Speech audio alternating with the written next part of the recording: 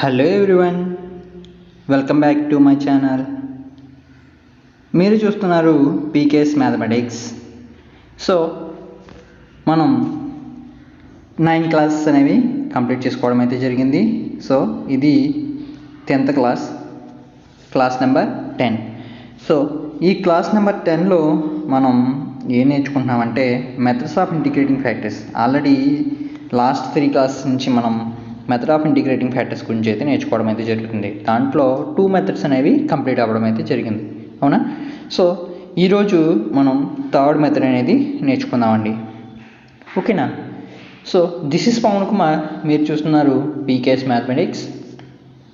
నా ఛానల్కి ఎవరైనా కొత్తగా వచ్చినట్టయితే విజిట్ చేస్తున్నట్టయితే ఛానల్ అయితే ఇంతవరకు సబ్స్క్రైబ్ చేసుకోకపోతే సబ్స్క్రైబ్ అయితే చేసుకోండి. అలాగే పక్కన బెల్ ఐకాన్ అయితే క్లిక్ చేస్తే నా వీడియోస్ అనేవి మీకు నోటిఫికేషన్ కింద అయితే రావడం అయితే జరుగుతుంది. అలాగే ఈ వీడియో కనుక మీకు నచ్చినట్టయితే లైక్ చేయండి, అలాగే షేర్ చేయండి. ఓకే ఫ్రెండ్స్, ఎటువంటి లేట్ చేయకుండా ఈరోజు క్లాస్ అనేది మనం స్టార్ట్ చేసుకుందాం. సో లాస్ట్ క్లాస్ మెథడ్ 2లో మనం ఒక ప్రాబ్లం అనేది కంప్లీట్ చేసుకోవడం అయితే జరిగింది. సో ఇంకొక 4 ప్రాబ్లమ్స్ అనేవి మీకు ఇవ్వడం అయితే జరుగుతుంది. సో వాటిని మీరు సాల్వ్ చేయడానికి ట్రై చేయండి. లాస్ట్ మెథడ్ 2 ఏంటండి, y into F of xy dx plus x into g of xy dy equals to 0 అనే మెథడ్ గురించి అయితే మనం నేర్చుకున్నాం కదండి లాస్ట్ క్లాస్లో. వాటి మీద ప్రాబ్లమ్స్ అనేవి మీరు కంప్లీట్ చేయండి. మీకు ఎలాంటి డౌట్స్ ఉన్నా సరే కామెంట్ సెక్షన్లో కామెంట్ చేస్తే నేను దానికి రిప్లై ఇవ్వడం అయితే జరుగుతుందన్నమాట, ఓకేనా? So please pass the video and note it down. Okay friends, ఈరోజు మెథడ్ మెథడ్ 3. సో మెథడ్ 3కి వచ్చేసరికి మనం ఇక్కడ లాస్ట్ మెథడ్లో హోమోజీనియస్ ఫామ్లో ఉందని, సెకండ్ మెథడ్లో y into F of xy dx plus x into g of xy dy equals to 0 ఫామ్లో ఉందని మనకి ఇచ్చిన ప్రాబ్లం చూస్తే అర్థమైపోతుంది. కానీ ఇక్కడికి వచ్చేసరికి మనం ఏంటంటే కొన్ని అబ్జర్వేషన్స్ అనేవి చేయాలన్నమాట మెథడ్ 3లోకి వచ్చేసరికి. సో వర్కింగ్ రూల్ అనేది చూద్దాం. వర్కింగ్ రూల్ చేసిన తర్వాత ప్రాబ్లం అనేది మనం చేద్దామండి.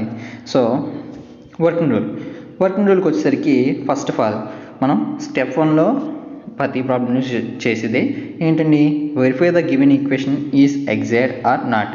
సో ఇచ్చిన ఈక్వేషన్ ఎగ్జాక్ట్ కాదని మనం చెక్ చేసుకోవాలన్నమాట first. So in case exact అయితే కానీ మనం జనరల్ సొల్యూషన్ అనేది డైరెక్ట్గా ఫైండ్ అవుట్ చేస్తాం. ఎగ్జాక్ట్ కాకపోతే సో ఏమవుద్ది, ∂m/∂y not equals to ∂n/∂x. ఈ కండిషన్ కన్నా జరిగితే మనం ఏమని చెప్తాం, నాట్ ఎగ్జాక్ట్ డిఫరెన్షియల్ ఈక్వేషన్ అని చెప్పడం అయితే జరుగుతుంది. సో అప్పుడు స్టెప్ 3లోకి వచ్చేసరికి మనం అబ్జర్వ్ చేయాల్సింది ఏంటంటే 1/n into ∂m/∂y minus ∂n/∂x is equals to F of X. అంటే ఇక్కడ మనకి ఈ వాల్యూని సాల్వ్ చేస్తే కనుక మనకి అయితే ఎఫ్ ఆఫ్ ఎక్స్ అన్న వస్తుంది, లేదంటే ఒక కాన్స్టెంట్ వాల్యూ అనేది వస్తుంది. అంటే మనకు వచ్చే మిగిలే వాల్యూస్ అనేవి దీన్ని సాల్వ్ చేసిన తర్వాత మనకి మిగిలే వాల్యూస్ అనేవి ఎక్స్ టర్మ్స్ అనేవి మిగులుతాయి అన్నమాట. సో ఎక్స్ టర్మ్స్ మిగిలితే మనం ఒక ఇంటిగ్రేటింగ్ ఫ్యాక్టర్ అనేది ఒకలా ఉంటుంది, అలాగే కాన్స్టెంట్ మిగిలితే ఇంటిగ్రేటింగ్ ఫ్యాక్టర్ అనేది ఒకలా ఉంటుంది అన్నమాట. సో ఈ మెథడ్లోకి వచ్చిన తర్వాత మనం దాన్ని చేసిన తర్వాత సో ఏం చేయాలండి, అబోవ్ మెథడ్ని కన్నా సాటిస్ఫై చేస్తే అబ్జర్వేషన్ అనేది ఇంటిగ్రేటింగ్ ఫ్యాక్టర్ ఏమవుతుంది అంటే మనకి చెప్పాం కదా, ఎఫ్ ఆఫ్ ఎక్స్ అనేది వస్తే కనుక మనకి ఇంటిగ్రేటింగ్ ఫ్యాక్టర్ ఏంటి, ఈ power integral f of x dx అనేది మనకి ఇంటిగ్రేటింగ్ ఫ్యాక్టర్ అంట, ఓకేనా? సో అలా కాకుండా మనకి కాన్స్టెంట్ కే అనే వాల్యూ, అంటే ఏదైనా ఒక కాన్స్టెంట్ అంటే నెంబర్, ఎక్స్ టర్మ్ కాకుండా వై టర్మ్ కాకుండా ఓన్లీ కాన్స్టెంట్ అనేది మిగిలితే కనుక మనకి ఈ పవర్ ఇంటిగ్రల్ కేడిఎక్స్ అనేది మనకి ఇంటిగ్రేటింగ్ ఫ్యాక్టర్ అనమాట, ఓకేనా? సో స్టెప్ 5లోకి వచ్చేసరికి మనం ఏం చేయాలంటే multiplying the given equation with integrating factor. So ఏం చేయాలి, మనకి ఇచ్చిన equation m dx plus n dy అనే ఫామ్లో ఏదైతే ఈక్వేషన్ ఉందో దాన్ని ఇంటిగ్రేటింగ్ ఫ్యాక్టర్తో మల్టిప్లై చేస్తే మనకి ఒక కొత్త ఈక్వేషన్ అనేది వస్తుంది. ఏంటది, m1 dx plus n1 dy equals to 0 అనేది. సో దీన్ని మనం ఈక్వేషన్ 1 కింద కన్సిడర్ చేసుకుంటాం అనమాట, ఓకేనా? So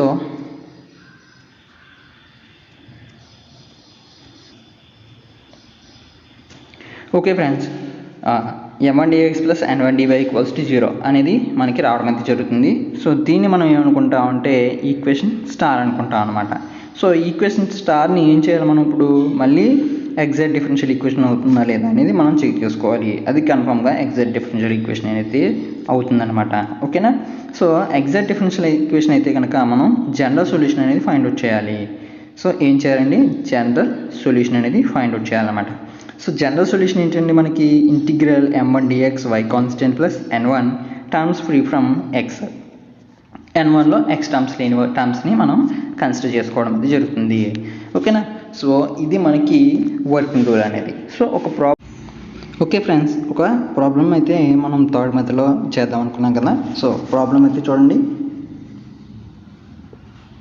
solution. సో ప్రాబ్లం ఏమి ఇచ్చారు చూడండి మనకి. Solve y plus y cube by 3 plus x square by 2 dx plus 1/4 into x plus xy square dx is equals to 0 అనేది మనకి వాల్యూ ఇవ్వడం అయితే జరిగింది. ఓకేనా? సో దీన్ని మనం సాల్వ్ చేద్దాం. ఇచ్చిన ఈక్వేషన్ ఏంటంటే మనకి y plus y cube by 3 plus x square by 2 dx plus 1/4 into x plus xy square dx equals to 0 అనేది మనకి ఈక్వేషన్ అనేది ఇచ్చాడు కదా. సో ఇక్కడ మనకి క్యాపిటల్ M అంటే వాల్యూ ఏంటండి? Capital M is equals to y plus y cube by 3 plus x square by 2 అనేది మనకి వాల్యూ. అవునా? సో అలాగే మనకి క్యాపిటల్ N అంటే ఏంటి? 1/4 into x plus xy square అనేది మనకి వాల్యూ అనమాట. సో ఇక్కడ మనకి చూడగానే యాక్చువల్గా అర్థమైపోతుంది అది నాట్ ఎగ్జాక్ట్ డిఫరెన్షియల్ ఈక్వేషన్ అని. కానీ మనం థర్డ్ మెథడ్ని అబ్జర్వ్ చేయడం కోసం ఏం చేయాలంటే ∂m/∂y value ∂n/∂x value must and షుడ్గా కావాలని కదా. సో ఆ వాల్యూస్ గురించి మనం ఇక్కడ పార్షియల్ డెరివేటివ్స్ అనేవి చేద్దాం. So ∂m/∂y. So with respect to వైతో డెరివేట్ చేస్తున్నాం కాబట్టి y వాల్యూస్ అనేవి డెరివేట్ అవుతాయి. సో y ఉంది కాబట్టి ఎంత వస్తుంది? 1. y క్యూబ్ బై 3 ఉంది. సో అంటే మనకి ఏమవుతుంది? 3y స్క్వేర్ బై 3 ప్లస్, ఎందుకంటే 1/3 అనేది కాన్స్టెంట్ కదండి. సో ఇక్కడ x స్క్వేర్ బై 2 ఉంది కాబట్టి అదేమవుద్ది మనకి కాన్స్టెంట్ కాబట్టి 0 అనేది రావడం అయితే జరుగుతుంది అనమాట వాల్యూ. ఓకేనా? సో నెక్స్ట్ చూడండి, దీన్ని సింప్లిఫై చేస్తే మనకి ఏం మిగులుతుంది? ∂m/∂y equals to 1 plus y square అనేది మిగలటం అయితే జరుగుతుంది. అవునా? సో నెక్స్ట్ n వాల్యూ దగ్గరికి వద్దాం. n వాల్యూ దగ్గరని డెరివేట్ చేస్తే ∂n/∂x is equals to 1/4 into x plus xy square. So 1/4 అనేది ఇక్కడ మనకి మల్టిప్లికేషన్లో ఉంది కాబట్టి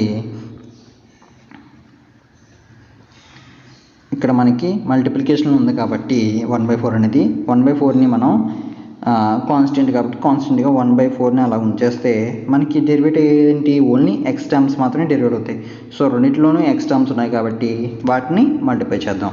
సో మల్టిప్లై చేస్తే ∂n/∂x. సో x అంటే మనకి 1 అవుతుంది. ప్లస్ ఏమవుతుంది? x డెరివేటివ్ అయితే మనకి ఏం మిగులుతుంది? y స్క్వేర్ అనేది డెరివేట్ అవుతుంది అనమాట. ఓకేనా? సో చూడండి ఇక్కడ మనకి వాల్యూ దీన్ని సింప్లిఫై చేస్తే ∂n/∂x is equals to 1 plus y square by 4 అనేది వస్తుంది. అవునా? సో ఇక్కడ మనకి ∂m/∂y value 1 plus y square, ∂n/∂x value 1 plus y square by 4. అవునా? సో కాబట్టి ఏమవుతుంది? ∂m/∂y not equals to ∂n/∂x అనేది అవుతుంది. ఏమవుతుంది? Is not exact differential equation. So not exact differential equation అవుతుంది. సో ఇప్పుడు మనకి ఇచ్చిన ఈక్వేషన్ హోమోజీనియస్ ఫామ్లోనూ లేదు, అలాగే సెకండ్ మెథడ్లోనూ లేదు కదా. ఇప్పుడు మనం ఏం చేయాలి మరి? సో ఎలా అబ్జర్వ్ చేయాలి? థర్డ్ మెథడ్లోకి చేయాలని మనం ఎలా అబ్జర్వ్ చేయాలనేది చూద్దాం. ఇక్కడ మనకి ∂m/∂y వాల్యూ చూడండి 1 ప్లస్ y స్క్వేర్ అని వచ్చింది.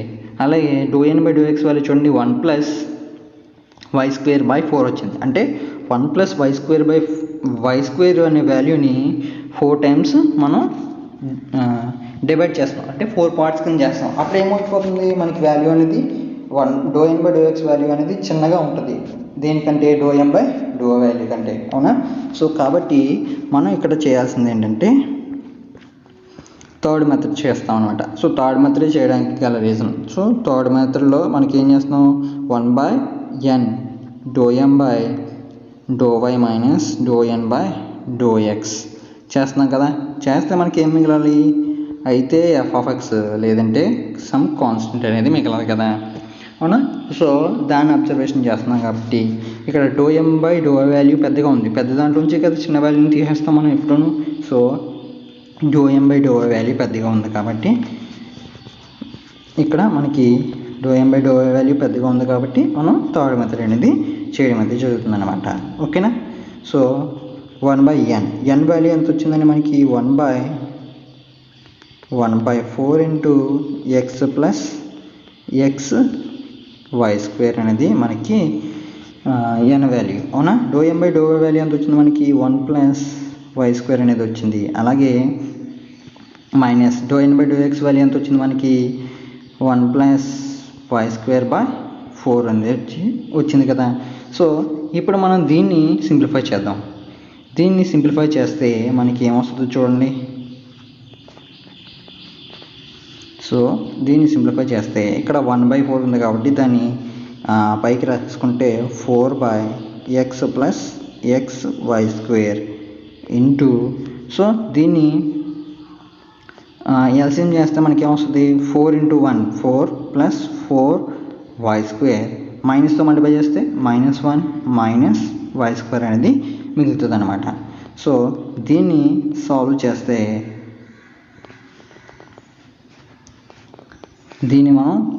చేస్తే ఏమవుతుందో చూడండి. 4/x ప్లస్ xy² ఇంటూ 4y²లోంచి y²ని తీసేసారనుకోండి ఎంత వస్తుంది, 3y² అనేది వస్తుంది. 4లోంచి 1 తీసేస్తే మనకి ఎంత మిగులుతుంది, 3 అనేది మిగులుతుంది అనమాట. ఓకేనా?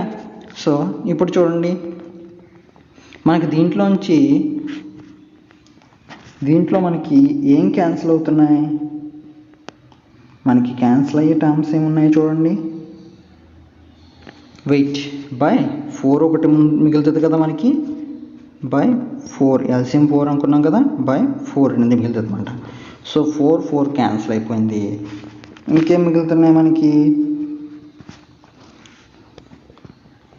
సో 4 క్యాన్సిల్ అయిపోతే మనకి మిగిలిన ఏంటి, 1 పై టర్మ్లో మనకి ఏం మిగులుతున్నాయి చూడండి, 3 కామన్ చేసేస్తే దీంట్లోంచి ఈ టర్మ్ నుంచి 3 కామన్ చేస్తే y² ప్లస్ 1 అనేది మిగులుతుంది. కింద మనం x² కామన్ చేస్తారు అనుకోండి, 1+y² అనేది మిగులుతుంది. సో ఎడిషన్లోకి వచ్చేసరికి 1+y² అన్నా y² ప్లస్ 1 అన్నా ఒకటే కదండి, 2+1 అన్నా 3+1 అన్నా ఒకటే కదా.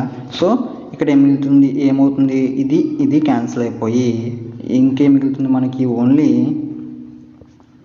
3/x అనేది మిగులుతుంది అనమాట. అంటే ఇది ఎలా మిగిలింది, f(x), ఎందుకని x అనే టర్మ్ ఉంటుంది కాబట్టి మనకి ఫంక్షన్ ఆఫ్ x ఇలా మిగిలింది అనమాట.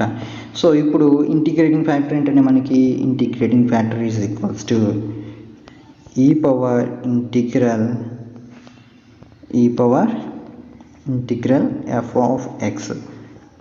f(x) dx, అవునా? f(x) dx. సో మనకి ఈ పవర్ ఇంటిగ్రల్ అంటే, సో ఈ పవర్ ఇంటిగ్రల్ f(x) అంటే ఎంత అండి మనకి 3x dx. సో దీనికి ఇంటిగ్రేషన్ చేశారనుకోండి, 3 కాన్స్టెంట్ కాబట్టి ఈ పవర్ 3ని బయట రాసేసుకుంటే మనకి ఇంటిగ్రల్ 1/x, ఇంటిగ్రల్ 1/x అంటే log x కదా. సో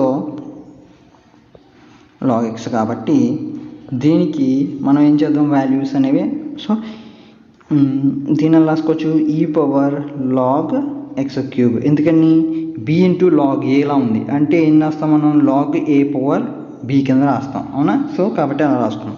ఇక్కడ ఈని లాగ్ ఒకదానికొకటి యాంటీ కాబట్టి యాంటీ లాగరిథమిక్ కాబట్టి 2 క్యాన్సిల్ అయిపోతే మనకేం మిగులుతుంది చూడండి, x³ అనేది మిగులుతుంది అనమాట. సో ఇంటిగ్రేటింగ్ ఫ్యాక్టర్ ఏమొచ్చింది మనకి ఎక్స్ క్యూబ్ అనేది రావడం అయితే జరిగింది. సో ఇప్పుడు నెక్స్ట్ స్టెప్లో మనం ఏం చేయాలి, ఇంటిగ్రేటింగ్ ఫ్యాక్టర్తో మనకి ఏదైతే ఈక్వేషన్ ఇచ్చాడో ఆ ఈక్వేషన్ని మనం మల్టిప్లై చేయాలి. అవునా, ఎక్స్ క్యూబ్ ఇంటూ మనకి ఇచ్చిన ఈక్వేషన్ ఏంటి, y plus y cube by 3 plus x square by 2 dx plus 1/4 into x plus x y square dy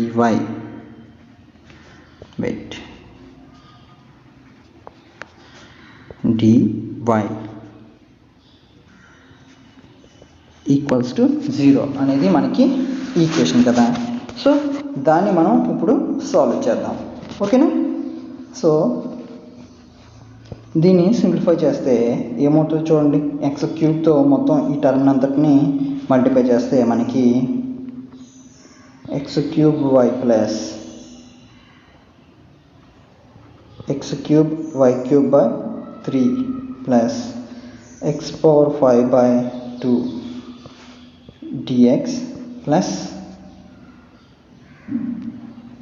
X power 4 plus x power 4, so ఇక్కడ ఒక ఎక్స్ ఉంది, ఎక్స్ క్యూబ్ మల్టిప్లై చేస్తే x power 4 y square by 4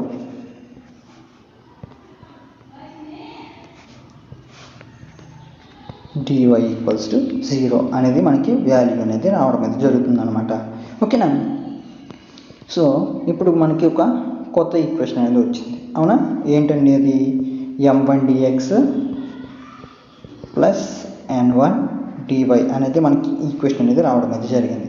so దాన్ని మనం ఎగ్జాక్టా కాదని check చేసుకోవాలి కదా. So ఇక్కడ m1 అంటే మనకి ఏంటి, x cube y plus x cube y cube by 3 plus x power 5 by 2 అనేది మనకి m అనమాట. సో దాన్ని డెరివేషన్ చేద్దాం, partial derivation do m by do y చేస్తే మనకి ఏమవుతుంది చూడండి, విత్ రెస్పెక్ట్ టు వైతో చేస్తున్నాం కాబట్టి వై డెరివేట్ అవుద్ది ఎక్స్ క్యూబ్ ప్లస్, సో ఇక్కడ వై క్యూబ్ని డెరివేట్ చేస్తే 3y స్క్వేర్ బై 3 వస్తుంది. 3 క్యాన్సిల్ అయిపోతే మనకి ఎక్స్ క్యూబ్ వై స్క్వేర్ మిగులుతుంది. సో ఎక్స్ పవర్ 5 బై 2 అంటే అది కాన్స్టెంట్ కాబట్టి మనకి ఏమైపోద్ది, 0 అయిపోతుంది అనమాట. సో డో ఎం వాల్యూ అది. సో నెక్స్ట్ n1, సో n1కి వచ్చేసరికి మనకి ఏమైంది, ఎక్స్ పవర్ 4 ప్లస్ ఎంత, x power 4 y square by 4 అనేది మనకి వాల్యూ మిగిలింది. అవునా, సో అదే కదండి వచ్చింది, x power 4 plus x power 4 y square by 4 అనేది ఉంది. సో దీన్ని ఇప్పుడు మనం పార్షియల్ డెరివేషన్ చేద్దాం విత్ రెస్పెక్ట్ టు ఎక్స్తో పార్షియల్ డెరివేషన్ చేస్తే మనకి ఏమవుద్ది, 1/4 అనేది కాన్స్టెంట్ కాబట్టి బయట రాసేసుకుంటే ఎక్స్ పవర్ 4 అనేది మనకి ఎలా మిగులుతుంది, 4 X cube plus 4 X cube y square అనేది వస్తుంది. సో ఈ 4తో మనం వీటిని మళ్ళీ రెండింటిలోంచి 4 కామన్ చేస్తే ఏమవుద్ది, 4 క్యాన్సిల్ అయిపోయి మనకి 4 కామన్ చేస్తే 4/4 X cube plus x cube y square అనేది వస్తుంది. సో 4 క్యాన్సిల్ అయిపోయి మనకి వాల్యూ ఏం మిగులుతుంది చూడండి, x cube plus x cube y square అనేది వాల్యూ మిగులుతుంది అనమాట. సో ఇప్పుడు ఏమైంది మనకి, do m by m1 by y equals to do n1 by do x అయింది. అంటే ఈజ్ ఎగ్జాక్ట్ డిఫరెన్షియల్ ఈక్వేషన్ కదా. సో ఎగ్జాక్ట్ డిఫరెన్షియల్ ఈక్వేషన్ అయితే అయ్యింది. సో ఇప్పుడు మనం ఏం చేయాలి, జనరల్ సొల్యూషన్ అనేది ఫైండ్ అవుట్ చేయాలి. సో జనరల్ సొల్యూషన్ ఏంటి, m1 dx y constant plus integral n1 terms free from x dy equals to 0. So dy equals to 0 కదా, sorry dy is equals to 0 కాదు, c. అవునా, constant cకి equal అవుతుంది కదా. So c అనమాట. Integral m1, so m1కి వచ్చేసరికి మనకి terms ఏమున్నాయి, m1లోకి వచ్చేసరికి మనకి టర్మ్స్ ఏమున్నాయో ఒకసారి చూద్దాం. X cube y plus x cube y cube by 3 plus x power 5/2 అనేది మనకి టర్మ్స్ అనేవి ఉన్నాయి, అవునా? So x cube y plus x cube y cube by 3 plus x power 5/2 y constant, అవునా? సో వై అనేది మనకి ఇక్కడ constant plus integral n1. So sorry, ఇక్కడ dx plus integral n1. So n1లోకి వచ్చేసరికి చూడండి మనకి మిగిలిన టర్మ్స్ అన్నీ ఎక్స్ టర్మ్సే ఉన్నాయి, అంటే ఎక్స్ టర్మ్స్ మిక్స్ అయిపోయినాయి కాబట్టి మనకి ఎక్స్ లేని టర్మ్స్ ఏమీ లేవు కాబట్టి మనం ఏమీ తీసుకొని అవసరం లేదు. సో ఆ వాల్యూ ఏమవుతుంది ఇప్పుడు 0 అవుతుంది అనమాట. 0 dy is equals to C. Integral dy 0 dy అంటే మనకి 0 అయిపోతుంది, అవునా? సో మనం ఓన్లీ ఇంటిగ్రేషన్ చేయాల్సిన పార్ట్ ఈ వాల్యూ మాత్రమే, అవునా? సో ఇంటిగ్రేషన్ చేద్దాం. ఇక్కడ y అనేది కాన్స్టెంట్ కాబట్టి y integral x cube dx plus ఇక్కడ y క్యూబ్ బై 3 అనేది కాన్స్టెంట్ బయట వేసుకుని x cube dx plus 1/2 constant integral x power 5 dx is equals to C. ఓకేనా? అర్థమైంది కదండి. సో కాన్స్టెంట్ వాల్యూస్ని బయట వేసుకుని మిగిలిన టర్మ్స్ని ఇంటిగ్రేషన్ చేద్దాం. So y integral x cube అంటే మనకి ఏమవుతుంది, ఎక్స్ పవర్ 4/4 వస్తుంది. ఇక్కడ y cube by 3 into x power 4/4 వస్తుంది ప్లస్ 1/2 ఇంటూ ఎక్స్ పవర్ 6/6 అనేది వస్తుంది అన్నమాట, ఈక్వల్స్ టు సి. సో దీన్ని సింప్లిఫై చేస్తే మనకి ఏం మిగులుతుంది చూడండి, x power 4y/4 plus x power 4y cube by 3/4 12 plus x power 6/12 equals to C. So మీరు అలా వదిలేసినా పర్లేదు, లేదు దాన్ని సింప్లిఫై చేసి రాసినా పర్లేదు, ఓకేనా? సో ఇది మనకి ఏమవుతుందండి, ఈ వాల్యూ అనేది మనకి జనరల్ సొల్యూషన్ అనేది అవ్వడం అయితే జరుగుతుందన్నమాట, ఓకేనా? Thank you friends, thank you for watching my video. నా వీడియో కనుక మీకు నచ్చినట్లయితే లైక్ చేయండి, అలాగే షేర్ చేయండి. ఛానల్ ఇంకా సబ్స్క్రైబ్ చేసుకోకపోతే కనుక ఛానల్ అయితే సబ్స్క్రైబ్ చేసుకోండి. Stay home, stay safe.